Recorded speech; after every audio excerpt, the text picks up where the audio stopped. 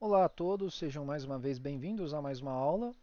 Na aula de hoje vamos falar de operações unitárias 2 e a gente vai dar uma olhadinha sobre alguns instrumentos de medição de pressão na automação industrial. Tá? Lembrando, o foco dessa aula não é tornar ninguém aqui especialista em instrumentação industrial, dado o tempo que eu tenho, mas fazer uma apresentação, eu acho que é bem interessante, ajuda as pessoas a não se perderem na linha de produção, não passarem muita vergonha.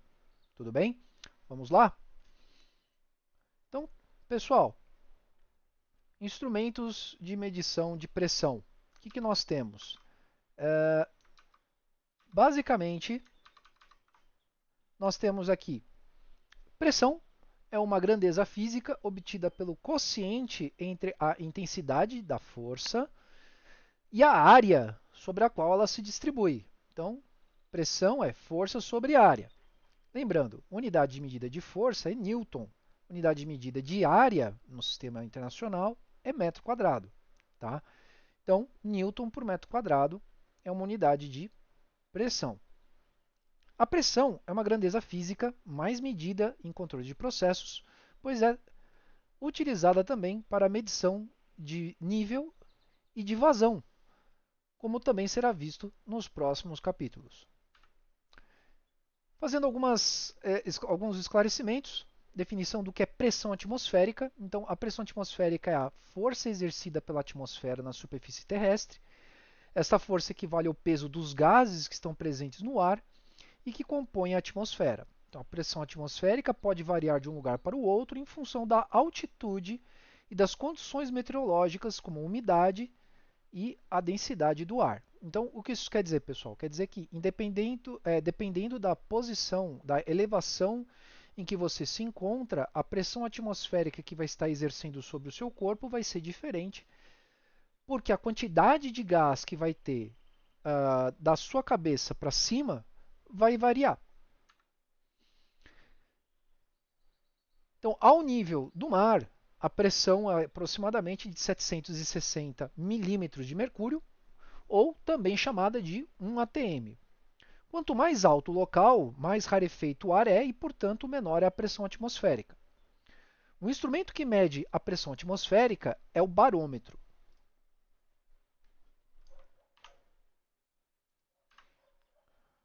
Pressão relativa é determinada quando se tem um referencial como a pressão atmosférica local. Então, para medi-la, usa-se instrumentos denominados manômetros. Por essa razão, a pressão relativa também é chamada de pressão manométrica.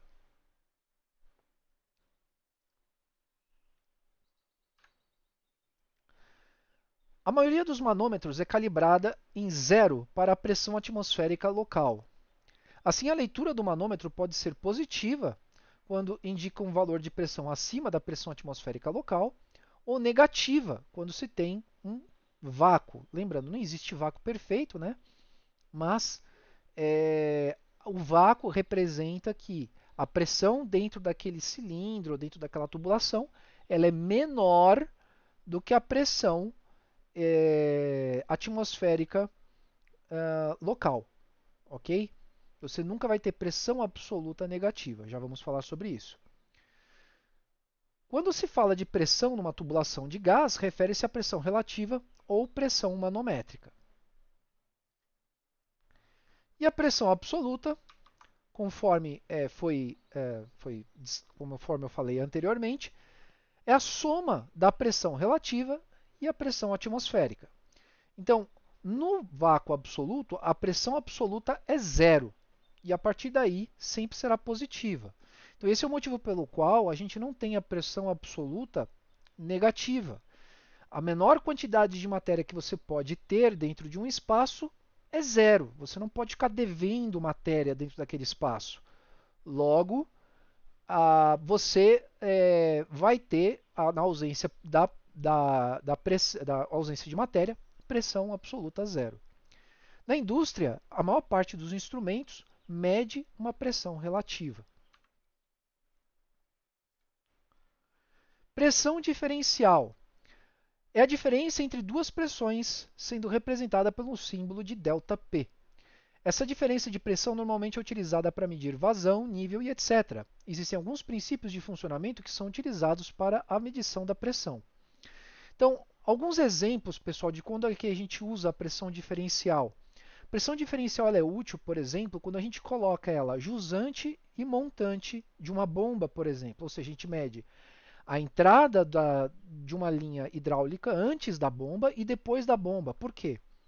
Essa variação entre a pressão de saída e a pressão de entrada, ela pode denotar para a gente vários diagnósticos, né? Um deles, por exemplo, é se a bomba ela está funcionando de forma adequada, se os filtros não estão saturados, se a bomba não precisa de algum reparo. Então, medir a pressão diferencial de um processo antes e depois da bomba é uma prática industrial extremamente conhecida e praticada.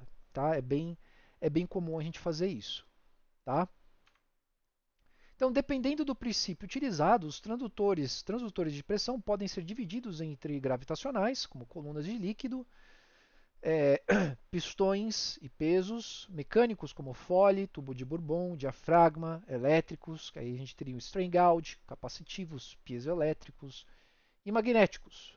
Então vamos falar alguns desses tipos de instrumentos para que a gente tenha um conhecimento relativamente amplo, né, abrangente, mas não muito profundo dessas modalidades. Então, primeiro que a gente tem o barômetro, utilizado para a medição da pressão atmosférica, consiste em um tubo de vidro medindo 1 metro de comprimento, fechado na extremidade e aberto noutra, e preenchido com mercúrio. Então, a extremidade aberta do tubo é invertida num pequeno recipiente aberto com mercúrio. A coluna de mercúrio desce dentro do recipiente até que o peso da coluna de mercúrio iguale ao peso da coluna de ar de igual diâmetro, que se estende até a superfície, né, da superfície até o topo da atmosfera. Portanto, o comprimento da coluna de líquido indica que a medida da pressão atmosférica. Tá? Então, o que a gente tem? Vou pegar aqui meu apontador laser. Tá? O que a gente tem? Nós temos aqui, pessoal, um sistema onde a gente tem mercúrio, né? E o próprio peso do mercúrio, pessoal, ele vai deslocar todo o conjunto para baixo. Então, quem que a gente vai ter de contraforça? A gente tem a pressão atmosférica que está pressionando o mercúrio nesse sentido e por vasos comunicantes, igualando a pressão nesse sentido aqui. Tá? Então, do nível, né, desse nível do mercúrio até o topo dele, ele cria uma coluna de líquido que é semelhante à pressão exercida pelo ar atmosférico. Tá? Então, no nível do mar, esta coluna ela deverá medir 76 centímetros. Tá? Conforme a gente vai subindo, né, a gente vai fazendo essa medição em posições mais elevadas, essa coluna tende a diminuir. Então, por exemplo, em São Paulo, vai estar lá entre 730 e 740, mais ou menos, milímetros. Depende do local, é claro, né? Mas é mais ou menos uma média que a gente tem aí da pressão atmosférica em São Paulo. Tá? Lugares mais elevados, a coluna vai demonstrar uma altura menor. Isso porque você vai ter um peso atmosférico menor sendo aplicado sobre essa superfície aqui. Tá? Se não houvesse nenhum tipo de pressão atmosférica, o mercúrio, pessoal, ele simplesmente ia sucumbir à pressão, à gravidade, e ele ia cair quase que por completo. Tá? Manômetro. O manômetro é, de uma forma geral, um nome dado a indicadores de pressão. Então, existem diversos tipos de manômetro, dependendo do tipo de elemento sensível, como deslocamento de líquido em coluna ou tubo, diafragma, fole, tubo de Bourbon, entre outros. Temos aí um exemplo, né, de um manômetro, tá? Esse manômetro é interessante porque ele está mostrando aqui duas unidades de medida. A interna está medindo em bar, né, unidade de medida de pressão, e a externa em PSI, que é Pound Square Inch. Correto seria Pounds Force Square Inch, que seria libras força por polegada quadrada. Tá? O que a gente tem então? Algumas coisas interessantes, né? Então vejam que mais ou menos, tá, pessoal? A pressão atmosférica é de 1,01325 bar, e quando ele tem essa pressão, o correspondente de libras força polegada quadrada é mais ou menos 14,7, perdão, PSI, né? Então, vocês podem contar aí que quando ele atinge mais ou menos aí 100 bar, ele deveria ter algo próximo de 1470. Então veja que aqui esse ponto médio aqui, ele deveria representar 1500 PSI, né? E aqui vocês estão vendo que ele está entre os 1400 e 1500. Então, isso é uma maneira rápida que a gente tem de pensar em equivalências, né? Tubo de Bourbon, princípio de funcionamento de dispositivo de medição baseado nesse elemento é sensível e bastante simples. A pressão aplicada no interior do tubo tende a retificar a curva deste, alterando a posição do ponteiro indicador. Existem três tipos construtivos: tipo C, espiral e helicoidal. Geralmente são utilizados materiais metálicos em sua construção. Para o trabalho com petróleo, é recomendado o aço inoxidável. Então nós temos aqui, dada a pressão, você vai ter toda uma mecânica aqui que vai movimentar a nossa seta, né? Então esse tubo ele vai tender a se expandir ou contrair de acordo com a força que é exercida aqui, e de acordo com um movimento mecânico desta haste, ela movimenta através de um aparato mecânico, né? Movimenta esse ponteiro, tá?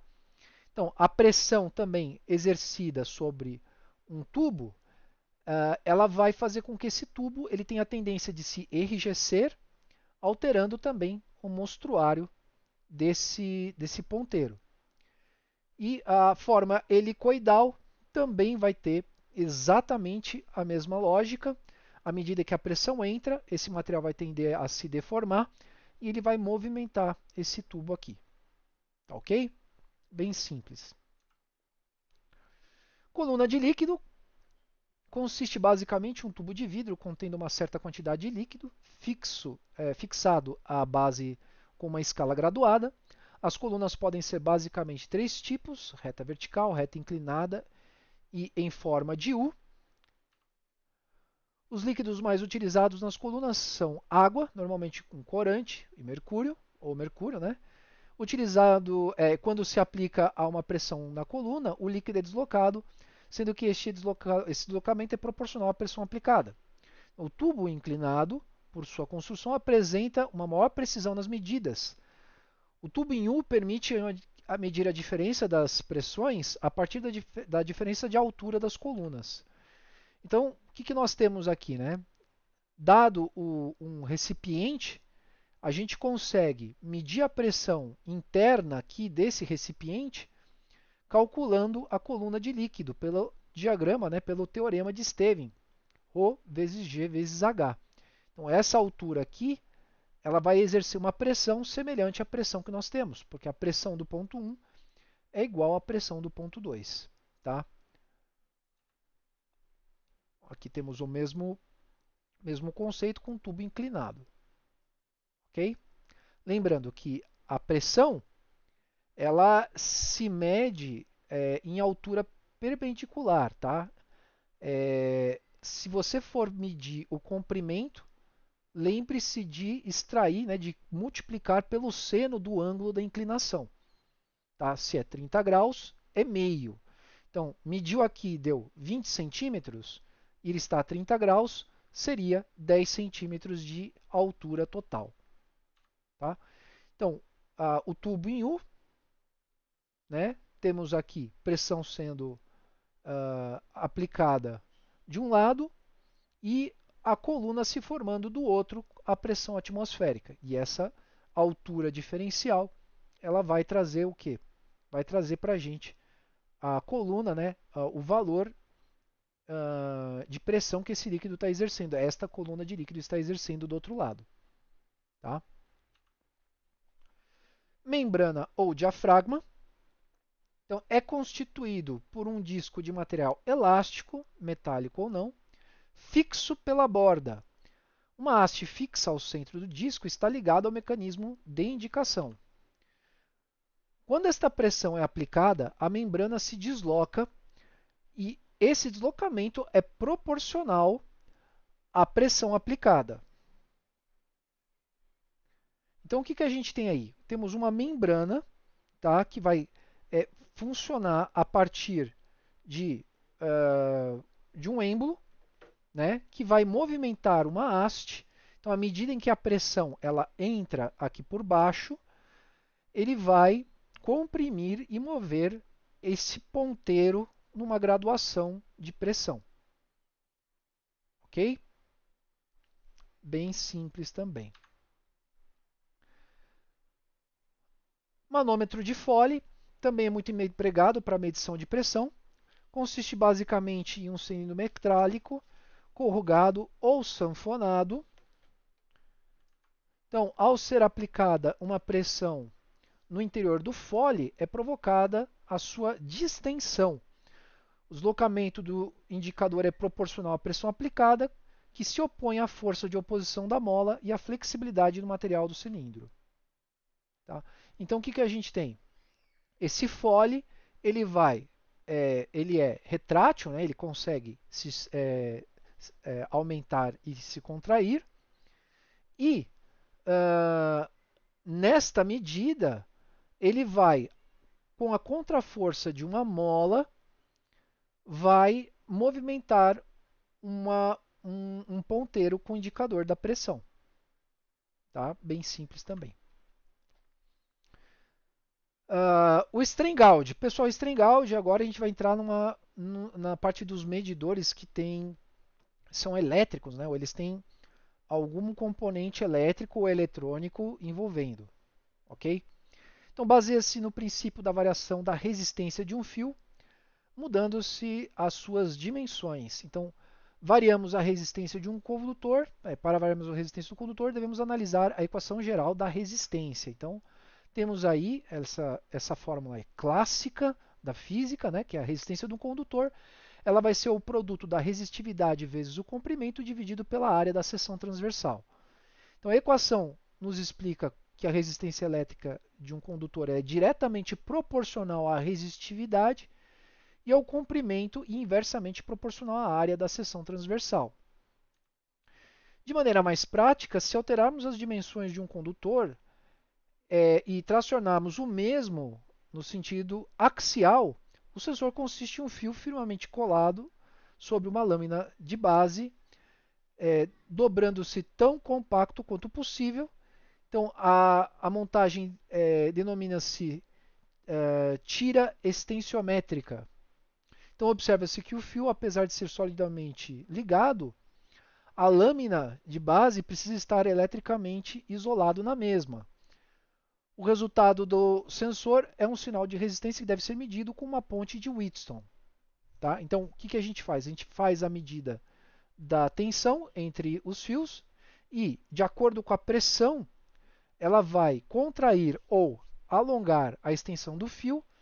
Isso vai ser proporcional à pressão, né? A resistência elétrica ela vai acabar sendo, ela vai estar relacionada com a pressão. Tá? Uma tensão menor vai se ver à medida em que o fio ele se dilata, certo? Então, esse é o princípio. Sensor de pressão capacitiva. O funcionamento desse sensor se baseia no deslocamento das placas do capacitor. Tal deformação altera o valor da capacitância total, que é medida por um circuito eletrônico. Então, esta montagem, se por um lado elimina os problemas mecânicos das partes móveis, expõe a célula capacitiva a rudes condições do processo, principalmente a temperatura do processo. Este inconveniente pode ser superado através de circuitos sensíveis à temperatura montados juntos ao sensor. Outra característica inerente à montagem é a falta da linearidade entre a capacitância e a distância das armaduras, devido à deformação não linear, sendo necessário, portanto, uma compensação, que é uma linearização, a cargo do circuito eletrônico. Essa diferença de pressão entre as câmaras de alta e de baixa pressão produz uma força no diafragma isolador que é transmitida pelo líquido de enchimento. A força atinge a armadura flexível, que é o diafragma sensor, provocando a sua deformação, alterando o valor das capacitâncias formadas pela armadura fixa e a armadura móvel. Então, esta alteração é medida pelo circuito eletrônico, que gera um sinal proporcional à variação da pressão aplicada à câmera da cápsula à pressão diferencial capacitiva. Então, o que nós temos? Temos aqui os sensores, né? E nós temos aqui circuitos eletroeletrônicos que vão medir a tensão formada. Então, quando ele está no modo de capacitância, nós vamos obter um aumento da tensão. Tá? Quando a capacitância baixa, a tensão vai diminuir. Tá? Então, nós temos essa espécie de aproximação ou afastamento de acordo com a pressão que vai ser exercida em ambas as membranas. Então, quando as membranas se aproximam, a capacitância diminui. Quando as membranas se afastam, a capacitância aumenta. Então, a capacitância diminui à medida que a pressão aumenta. Tá? Então, menor tensão, maior pressão. Se afasta, o inverso ocorre. A capacitância aumenta, maior tensão, menor pressão. Ok? Sensor de pressão piezoelétrico. Os elementos piezoelétricos são cristais, como os de quartzo, a turmalina e o titanato, que acumulam cargas elétricas em certas áreas da estrutura cristalina, quando sofre uma deformação física por ação de uma pressão. São elementos pequenos e de construção robusta. Seu sinal é de resposta linear com a variação da pressão, são capazes de fornecer sinais de altíssimas frequências de milhões de ciclos por segundo. O efeito piezoelétrico é um fenômeno reversível. Se for conectado a um potencial elétrico, resultará em uma correspondente alteração na forma cristalina. Este efeito é altamente estável e exato, por isso é utilizado em relógios de precisão. A carga devido à alteração da forma é gerada sem energia auxiliar, uma vez que o quartzo é um elemento transmissor ativo. Essa carga é conectada à entrada de um amplificador, sendo indicada ou convertida em um sinal de saída para tratamento posterior. Permite medir pressões nas faixas de 0 a 1,5 psi, quer dizer, de 0 e 1,5 psi até 0 a 5.000 psi. Pode ser chamado, em alguns casos, de sonda de pressão, sonda submersa, utilizada para medir grandes pressões. Infelizmente, eu vou ficar devendo algum tipo de imagem para esse tipo de sensor, mas eu convido vocês aí a fazer uma busca rápida no Google, ver se a gente consegue achar alguma coisa. Pressostato como dispositivo de proteção. Então, o pressostato é um componente utilizado para a proteção de equipamentos ou processos que trabalham a pressões variadas. Sua função básica é de proteger a integridade de equipamentos contra a sobrepressão ou subpressão aplicada aos mesmos durante o seu funcionamento. É constituído, em geral, por um sensor, um mecanismo de ajuste de set point e uma chave de duas posições, aberto ou fechado. O elemento sensor pode ser compreendido por um diafragma, bourbon ou pistão. Como mecanismo de ajuste de set point, utiliza-se a maioria das aplicações uma mola com faixa de ajuste selecionada conforme a pressão de trabalho e ajuste em oposição à pressão aplicada. Então a mola vai exercer a contraforça. O mecanismo de mudança de estado mais utilizado é o microinterruptor, podendo ser utilizado também ampola de vidro com mercúrio, fechando ou abrindo o contato, que pode ser do tipo normal aberto ou normal fechado. Quer dizer, ele normalmente aberto ou normalmente fechado. Pressostatos são projetados para controlar sistemas de pressão, de vapor, de água, de ar, de óleo, de gases. Na maioria das utilizações em indústrias químicas, nós temos aí situações em que a pressão ela não pode atingir um limite.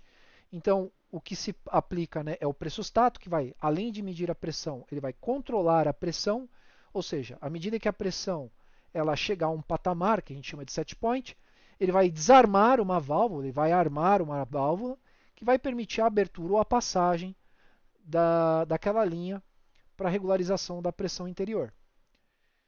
Então, nas indústrias siderúrgicas, né, geralmente nas linhas hidráulicas, fábricas de papel, celulose, produtos farmacêuticos, obviamente, né, todos os tipos de equipamentos que mexem, que trabalham ou convertem pressão, como bombas e compressores, sistemas hidráulicos estacionários ou móveis, controle de processos, sistemas de alarmes e outros. Tá? Então temos aqui alguns exemplos, né, de